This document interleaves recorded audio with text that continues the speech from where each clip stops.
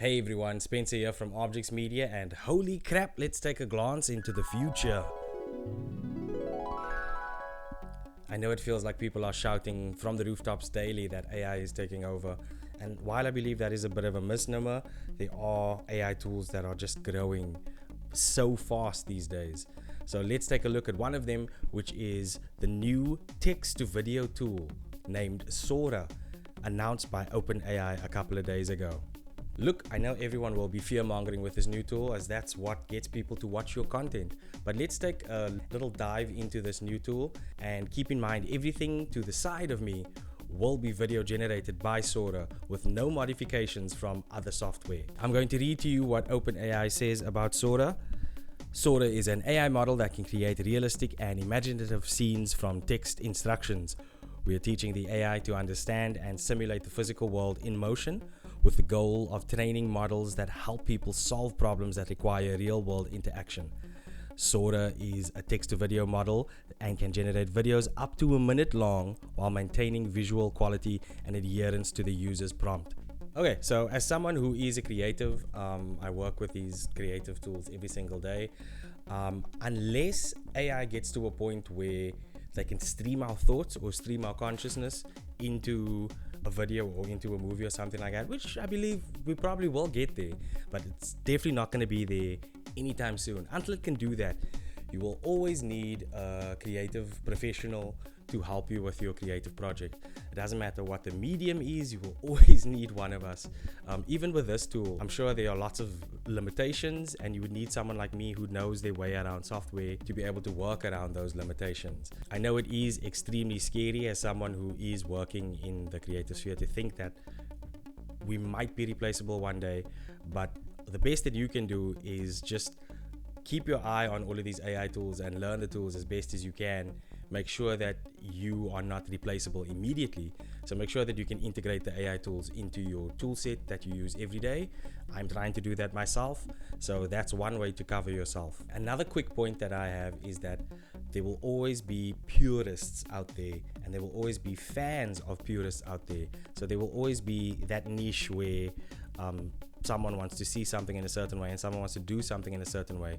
I don't think that's going to go away anytime soon. In fact, I think that all of these AI tools are making people want things like that even more.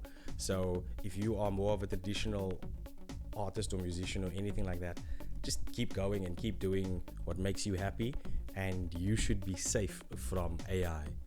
Don't forget that most of the time us humans like our art or music or whatever creations that we observe or enjoy because we know that another human made it and they went through something to make it, and that's what gives art its flavor. It's not just pretty pictures and things like that. Okay, let's talk about logistics.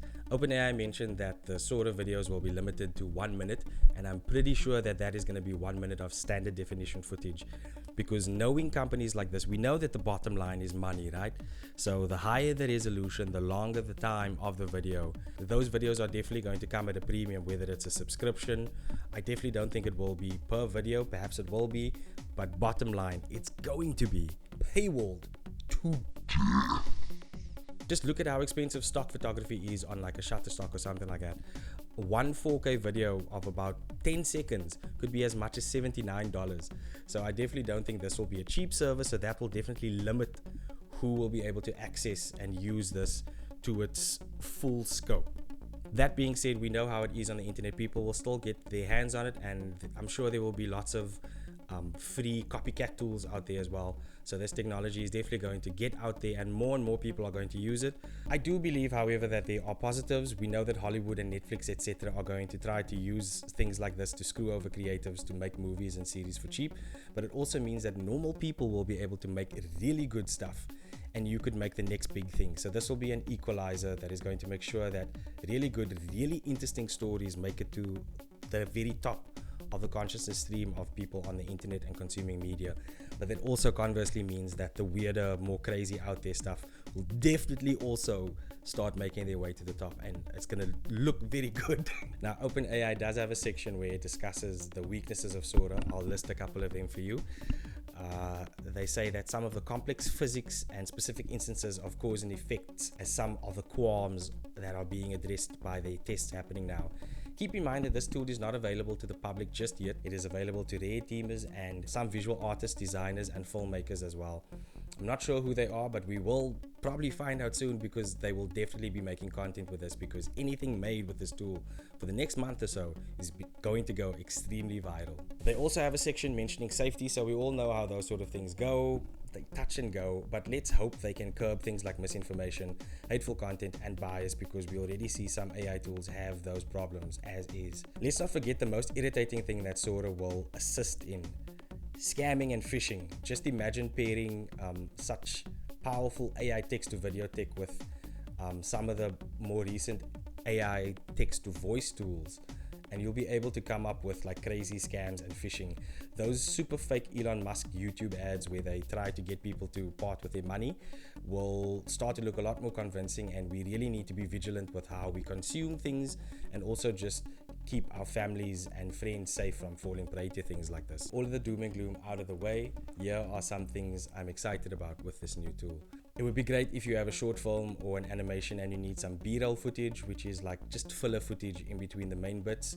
You'll be able to do this a lot easier, and you'll be able to test ideas to see if it works or not a lot easier as well. Also, you would be able to take a still image and then create video from that, which would be really cool if you have a product, or you have a cool sunset or a cool view or something like that, and you just want to extend that further to add it as part of your ad or animation or video that you are doing. Look, I'll obviously have to test it myself to see how easy it could be and what can be done, but in the right hands, one person could potentially make, let's say, a 30-minute short by themselves, no cost, no crew, and it could look really, really good. So this sort of tech works when it's like clearly labeled as AI. Then we can see that the person used AI to create their picture or their video or whatever. But we know for many reasons why certain people would not want to do that. So that's my main worry about tools like this. We are already seeing tools being used to confuse people during election runs in the States and things like that with robocalls. So it's going to be rough, but let's see where all of this ends up. As usual, I will keep on playing around and trying to stay up to date with tools like this, thus updating you in the process. So let's see what happens next, and as soon as this gets available to use for the public, I will hop onto it and play around with it, and let's see how everything goes. Let me know what you think about all this. It's a little bit crazy, but what can we do but adapt? Thanks for watching.